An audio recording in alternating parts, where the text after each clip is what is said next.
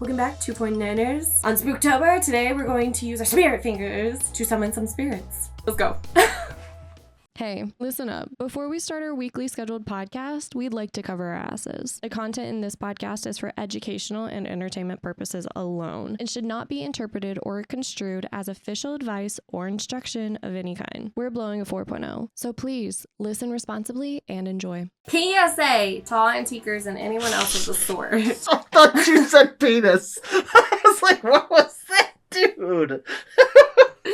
I'm sorry. How a demon tried to attach itself to me. I already had a demon attach itself to me. Story coming soon. Okay, you ready? This all started when me and my girlfriend decided to visit an antique mall that we had been to 2 or 3 times before. We had previously come to the conclusion that this place was haunted just by some wandering spirits. I'm making sure that I'm reading really, really horribly just for my producer in the closet.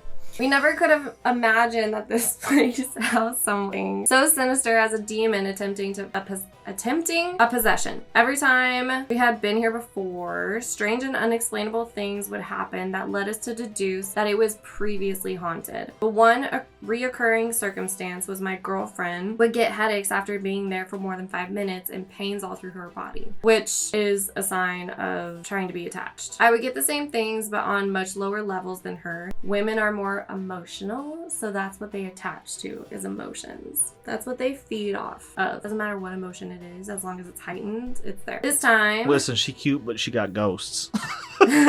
she's a 10, but she's got a demon attached to her. Oh my god. This time, while I was looking very intensely at something that freaked me out, my girlfriend behind me picks up this wooden monkey, the one in the picture here, up off the floor and says to me, "Oh my gosh, look what I found." That's funny. Okay, she calls her boyfriend Monkey. That's why it says, "Look what I found," blank. So when I look at this monkey, all bad vibes I get from the surroundings all go away, and even more so when I hold it. Do you get that? All the bad vibes go away because they're pushed out by worse vibes? Yeah, because everything ceases to exist. I've only been holding it for 5 seconds, but I already feel a deep attachment to this little monkey that I could only describe as maternal, even though I'm a man. Run away. It was carved in such a way that it mimicked a human baby crying. Oh my god, literally, demons are children. Children ghosts are demons. Like, if you don't know this shit, you need to know. Its gums were pulled back and its eyes were squinted and watery like as it was crying. It was also sat like an infant with its arms out like a small child, and I felt as though I needed to save it from this place, like it needed me. Number 1 way to get an attachment. It was labeled Scary Monkey, $20. And the description of it calling scary deeply hurt me because I found it cute and endearing. That's weird. As an aside to this, it's very funny, like the maternal stuff that he keeps talking about. I just watched that Chimp Crazy show for the guy who made Tiger King. Oh. And that lady talks about how, like, oh, these chimps are my kids and all this. What if it's a monkey demon? What if it's what if it's one of her? Have you seen the Twilight Zone? Which one? The one with the monkey. Like what series? The one from the 60s, the 80s, the 90s? I'm assuming the 60s because it's black and white. No. And it's the monkey one. No, I have not. That one lives in my brain rent free, and it scares the living shit out of me 24/7. So as soon as I saw that antique monkey, I said, "Do not fucking buy it. There's a Twilight show about it." I want to go to an antiques place with you, and I want you to find me something haunted, and I'm going to buy it. How am I supposed to know if it's haunted? I don't know. You got ghosts in your ears or something. They're not ghosts. Demons? I don't know. They're my spirit guides. Okay, We'll get one of those little clicker boxes like that fucking hair gel man No. has and go ghost hunting. No, because I'll automatically know if it's a bad thing or not. After a minute with the monkey, a person walks by and asks, "You also looking for haunted objects?" And out loud, I brush it off. Ha, yeah. But in my head, I couldn't stand him saying that about the monkey. Sorry. The only reason I didn't buy it was because I wasn't sure how much money I had and if I would have enough for gas afterwards had I bought it. So we left without it and went about our day. When we went back to her place, I wanted to take a nap, but she wouldn't let me as we planned on going swimming. So I sluggishly got up, went and swam. Then when we got back in, I was asleep within 5 minutes. After that, I returned home and took a shower. I didn't think about the monkey until she sent me the picture I took with it. Don't fucking fucking take pictures, bro. Don't do it. Not with objects. It is still a gateway. It is still a gateway for the attachment. After that, I could not get this monkey out of my head. I would repeatedly bring this monkey up and how badly I felt for leaving it behind. It's an object. I thought you said it was a demon. Something's attached to it, but it's an object. Why would you feel bad for leaving an object behind? That makes no sense to me. Because it's a demon. This sounds like we talked about going back next week to pick it up and naming it when I bought it. Are you naming it? Are you fucking shitting me right now, bro? Every step these people take, you are being critical of. Yeah. Do you want to see the haunted things I brought back from Afghanistan? No. This is why you have ghosts in your house. This is why you've got little back issues and all that. You can't BS. put. You can't. This is probably why my sciatica. You can't put this in the video, but you can't put this in the video. Dude, he literally lives here then.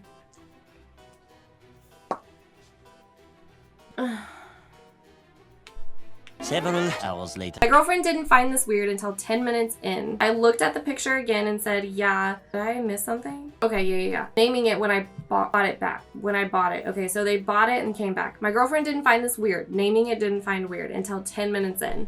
I looked at the picture again and said, yeah, looking at it, I kind of just got the ick from its face. When she asked what I meant, I said, I don't know, I don't see it anymore. I put my phone down. What? Yeah, looking at it, I kind of... So she said, no. He said, I looked at the picture again and said, yeah, looking at it, I kind of just got the ick from it. When she asked what I meant, I said, I don't know, I don't see it anymore. What does that mean? That he doesn't see what the ick was? I don't know. I put my phone down and then I could only remember how badly it needed me. And I suddenly felt it was cute again. Oh, I know what's happening. This immediately raised red flags for my girlfriend, which caused me to describe my experience to a lifelong Wiccan. As I described this to the Wiccan to the best of my ability, I couldn't help but feel I wasn't describing it correctly. Like I was looking for a specific word and it had been blocked from my mind. And then she asked me, did the monkey feel desperate? And suddenly it made sense that this was the word I was looking for. Desperate. It felt desperate, like I was the only person who had picked it up and thought about taking it home. It felt like a face only a mother could love. After I told her this, it was without a doubt a demon, as spirits do not deal in desperation, as they have nothing to gain from the living. Demons do. Correct. Also, the napping was a sign of an energy drain. The only reason we can think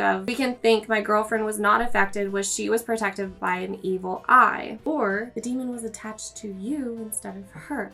So with this knowledge, I had a tarot reading done just to get an idea of what I was dealing with. The cards told me a kind of story, caring and respectable man being tricked by something dark that was posing as something familiar. The dark force wanted to take the man's voice away from him and become him. After I heard this and told it back to the Wiccan, it sounded like the demon was trying to trick me into bringing it home and from there possessing me. She told me if I have nightmares from here on out or get unquenchably thirsty in the night, I would need to sage my room. The nap I took at my girlfriend's place produced no dreams, which is normal for me as I don't dream often. But it was only for an hour or two, so maybe it didn't count. So I went to sleep that night, and like clockwork, there's a double sentence in here. So I went to sleep that night, and like clockwork, I went to sleep, and I woke up with no dreams. I reported to the Wiccan, and she said it's safe to believe there are no residual